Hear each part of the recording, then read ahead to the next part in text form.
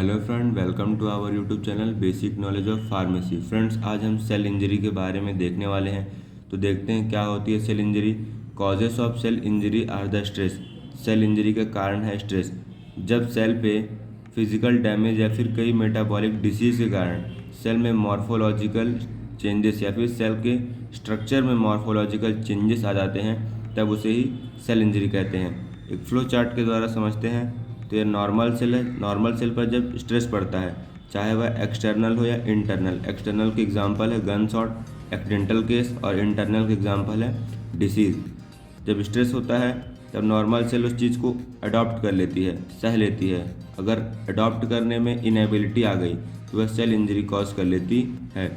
Cell injury के दो type होते हैं, माइल्ड इंजरी मतलब हल्की इंजरी, और एक होती है प्रोग्रेसिव इंजरी।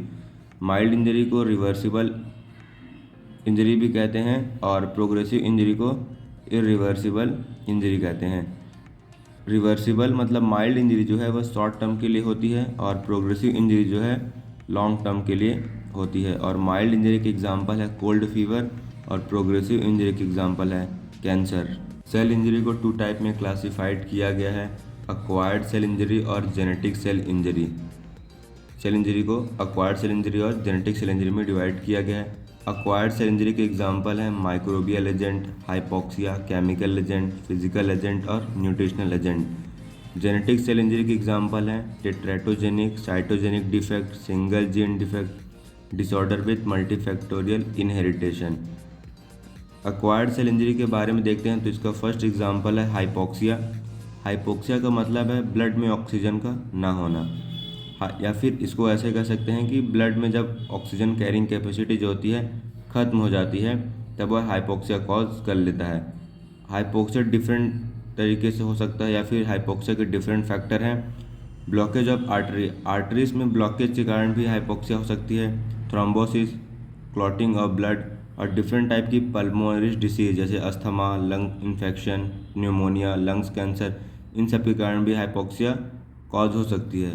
फिजिकल एजेंट के बारे में देखते हैं तो road accident, gun shot, thermal injury मतलब बर्न विथ हाई टेम्परेचर में जलना, और रेडिएशन, इलेक्ट्रिक शॉक, ये सभी फिजिकल एजेंट के एग्जांपल हैं। और इन सब के कारण भी मतलब इन सभी फिजिकल एजेंट के कारण भी सेल इंजरी कॉज हो जाती है। केमिकल एजेंट्स के बारे में देखते हैं तो heavy metals, lead, arsenic, mercury, strong acid जैसे nitric acid, sulphuric acid, environmental pollution के कारण भी सेल इंजरी कॉज हो जाती है। जेनेटिक सेल इंजरी के बारे में देखते हैं तो इसका फर्स्ट है टेट्रेटोजेनिक। इसे ड्रग इंड्यूस से भी समझ सकते हैं। इसे एग्जांपल है प्रेग्नेंट लेडीज़ को फिनाइटोइड ड्रग जो है अवॉइड की जाती है, क्योंकि यह फिटस को अफेक्ट करता है। सेकंड है cytogenic defect. They are cause due to chromosomal changes, या क्रोमोसोमल चेंजेस के कारण साइटोजेनिक डिफेक्ट होता है, और यह जेनेटिक डिसऑर्डर कॉज कर जाते हैं।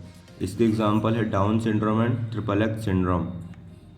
थर्ड पॉइंट है single gene defect. It's are also known as Mendelian syndrome. Single gene effect को मेंडेलियन सिंड्रोम के नाम से भी जाना जाता है। इसका एग्जांपल है सिकल सेल एनीमिया और हीमोक्रोमेटोसिस। इसका फोर्थ है डिसऑर्डर विथ मल्टीफैक्टोरियल इनहेरिटेशन। इसके एग्जांपल हैं heart disease and diabetes. Thank you.